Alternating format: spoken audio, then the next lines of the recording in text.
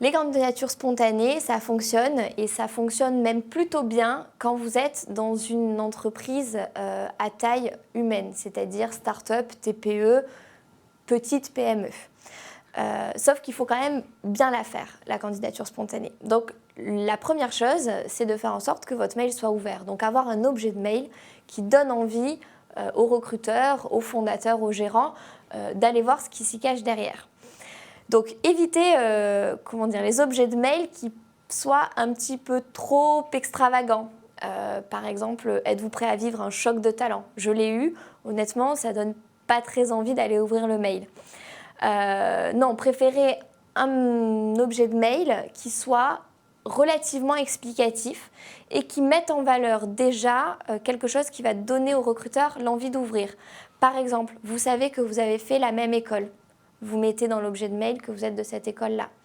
Vous savez que vous avez une très bonne compétence en SEO ou en SEM que d'autres n'ont pas. Vous le mettez dans l'objet de mail.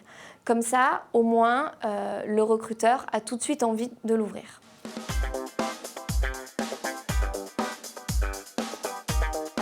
Il faut que le corps de mail soit plus étoffé qu'un corps de mail d'une candidature classique, puisqu'il faut que vous expliquiez votre démarche.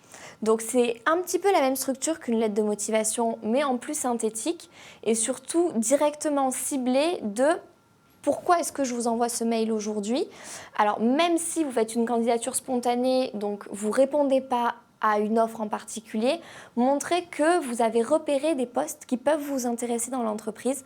Et comme ça montre que vous avez fait des recherches évidemment, mais aussi que vous vous êtes projeté.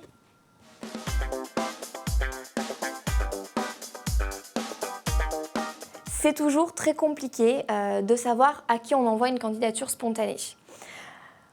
Aujourd'hui, l'idéal, le top, c'est d'envoyer à un réseau proche, à une personne de votre réseau qui va pouvoir transférer derrière à la bonne personne. Vous n'êtes pas obligé d'avoir tout de suite la bonne personne. Vous pouvez passer par un intermédiaire qui vous aidera à la trouver. Si vous n'avez pas ça, eh bien construisez votre réseau. Ça reste encore l'idéal, ça prend plus de temps. Repérez sur les réseaux sociaux professionnels une personne qui travaille dans l'entreprise que vous visez. Contactez-la, non pas pour lui dire directement « est-ce que vous pouvez faire passer ma candidature », mais bien pour lui demander des renseignements sur l'entreprise, sur son métier, intéressez-vous à elle. Faites en sorte qu'elle devienne une partie de votre réseau et derrière, elle vous proposera normalement d'elle-même de faire passer votre candidature. En dernier recours, vous pouvez envoyer directement aux ressources humaines si vous trouvez les coordonnées, mais c'est toujours beaucoup mieux d'être appuyé par un opérationnel.